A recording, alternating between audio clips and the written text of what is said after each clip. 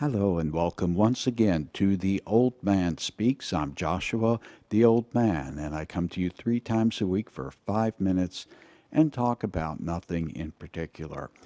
Last time I was talking about summer festivals and mantras, things that we say over and over again to relate some principle that is important to us.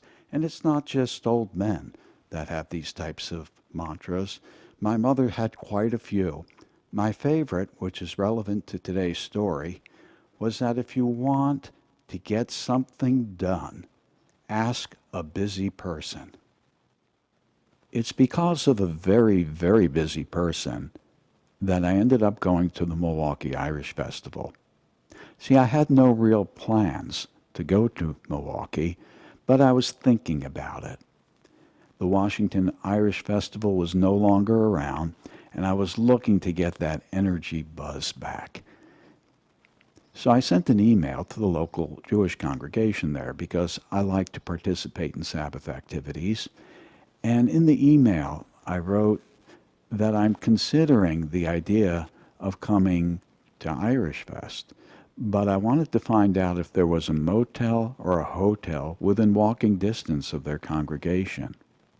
Within 5 minutes, I get an email back, and it says, "It's all taken care of. You'll stay with us. If we're not home, I'll leave the door open. Let me know how many people are coming so I can set up the appropriate number of beds. Your room is to the left. Just come on in if nobody's home." And I'm looking at this and I'm thinking, this person doesn't know me at all. He doesn't know who I am. And I found it very curious, but it seemed like we were meant to go. So I talked to the bosses and determined that it was possible for me to go. And I took my oldest son, we went up there. And this fellow is repaving the walkway in front of his house.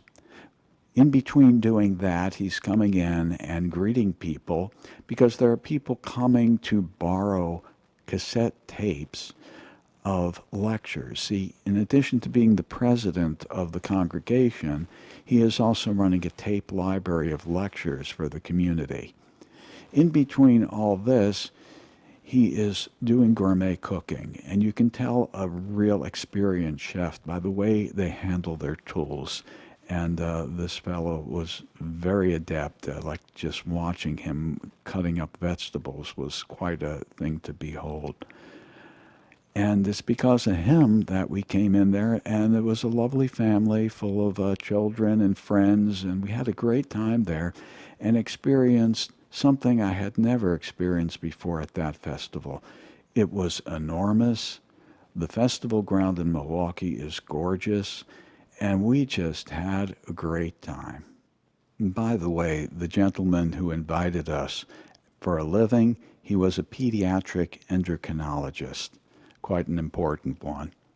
Something very interesting happened when we went to the congregation that was relevant to us going all the years that followed. In the synagogue, at the center of the service on the Sabbath, there is a reading of the Torah, which is done in different portions, and usually someone comes up and chants that.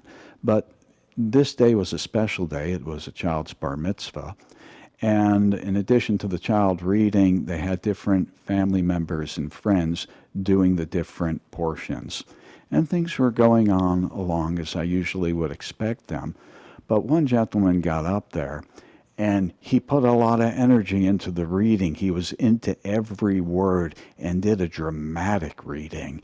And that pulled me in, and I woke up and I was listening to every word. And I'm thinking, boy, if synagogue was like this every week, I would make sure to be there because I don't go to synagogue that often.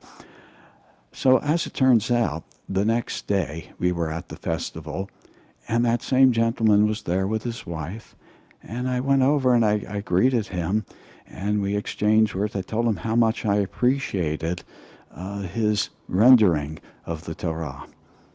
Well, it turns out that 2 years down the road that the doctor and his family were no longer in Milwaukee. And they said, well, we're not there, but we have the perfect couple for you to stay with.